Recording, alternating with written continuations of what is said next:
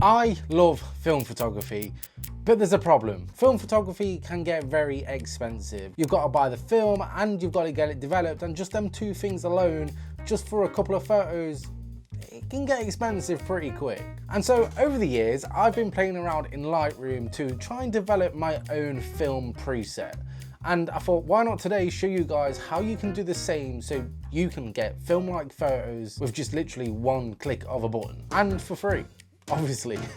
I suppose let's get right into it. Okay, so the application I'm using is of course Adobe Lightroom. Now, there's no question about it, I love using this. But the first thing you're going to want to do is obviously import your photos into here, and as you can see, I have got 3 photos all taken from the beach. Obviously, when I think of film photography, I sort of go to almost like a sunny space, and so I thought these photos would be great to help make this preset. Over on the left hand side, you can see that I have got already a preset package made with all different types of film emulations that I've made over the years. This one looks great. I think it's probably one of my favorite ones. But obviously, if you have used presets before, then you will know that each preset don't exactly match every single photo. Like these two, film 2, and film 3, don't exactly look right, but on film 4, that could probably work, and also film 1. But we're not going to be using a preset today. We are going to be making a brand new one from scratch. So let's get right into it. So the first thing that I like to do is when I try and make a film like preset is I've got to try and think, what does film photos look like? Now, they're always, to me, quite bright. Obviously, when you're shooting film, you want it to be quite, a lot of people shoot overexposed anyway. So I almost want to start off in this tone tab, and I'm going to actually increase the highlights slightly, shadows maybe around 17, 16 will do.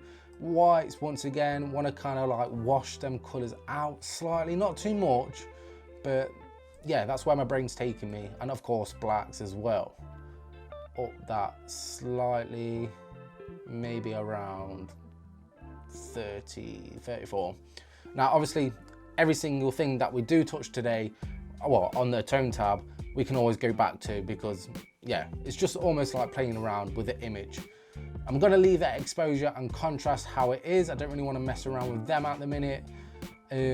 As for texture, clarity and dehaze, now obviously when you look at a film photo, when they're taken a lot of the times with fixed lenses, so you can't exactly focus the lens. So a lot of the times it's kind of hit and miss if you actually get whatever it is your subject is actually in focus. So I'm actually going to reduce the clarity, and it should give some sort of halation slightly. So if it was to go in on here, you can see the halation come from that clarity. So I am going to reduce that, but also I am going to, just so we are almost, don't want the image to completely blown out, I want to up the texture maybe around 10, not too much, just slightly.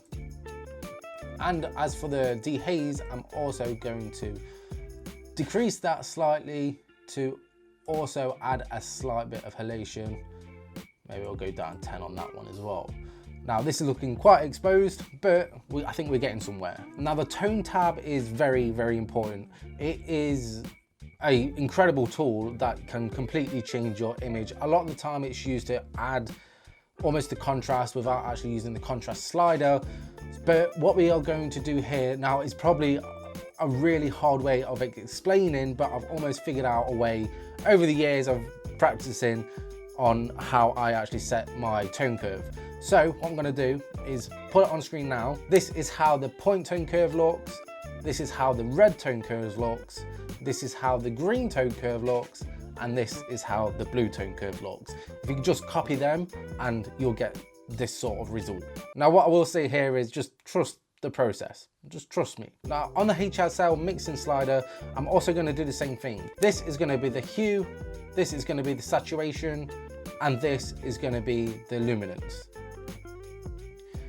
It's really hard to explain on how I come up with these sort of colors, but this is what I've just found out that works for me. Obviously, if you import these colors first and then start playing around with them, then that way you can sort of start managing your own sort of colors that will match your preference. Like I mentioned, it is really hard to actually emulate film because film is captured through obviously on film, so it's depending on the film stock of the way the colors look. But a very popular one is that pastel look. That is something that I know a lot of people like, something that I really like, and that is what I'm going to be trying to emulate today. Okay, so this is looking great so far, but it is slightly a bit too exposed for my liking. So before I do anything else, I am just going to reduce that exposure slightly, not too much, maybe around there. Don't want to overdo it basically. And so next up in the color grading table, all I'm going to do is play around with the shadows slightly. I'm going to bring them into the oranges. Don't want to do it too much, just slightly bring it into the oranges. I want that almost like, yeah, you're going to be bringing orange into the shadows, and I think that is just about where now. I'm going to keep it darker, keep it around there, lift the balance up slightly. Maybe I'll play around with the blending. Balance. I'm going to keep that right there. And this is looking great. Now the next and really important part is grain. A lot of film stock have high ISO, and that's what creates that grain. So what I'm going to do is add some grain into this preset, and I'm going to pull it in quite high, maybe around 65. We're going to make the size quite high too, and roughness slightly as well. And as you can see over here, it is very, very grainy. Now I'm going to slightly reduce that, slightly reduce the size. I think I'm going to leave the roughness on how it is. And this is what we have got so far. Now I am going to crop it in slightly. Don't want it to be too, I don't want it to be too open skied like that. I think that is perfect. Now this is something that I would call a base, a starting out preset. Now I'll probably over time will probably mess around with the colors, mess around with what I have done, and over time build it up so it almost works with a different type of an assortment of photos. That way it will work with an assortment of photos. So what I'm going to do is go over here to this little plus symbol, create preset. Now I'm going to call this film 05. Oh, don't want it all in capitals. Film 05. And I'm going to put it into my preset pack called films. And I am going to press create there. Now what we can do from here, like I just mentioned, is go onto a different photo. Now I've got this photo right here, looks pretty cool. I'm just going to crop it slightly, like so. Nice. And I'm going to just press that preset, and this is the image we've got. Now what I am noticing here is that I'm not too keen on how red this part is here. So what I'm going to do, go into the color mixer tab and get to that saturation and slightly darken it, and the reds maybe around there. Yeah, quite like so. And up the oranges in the luminance.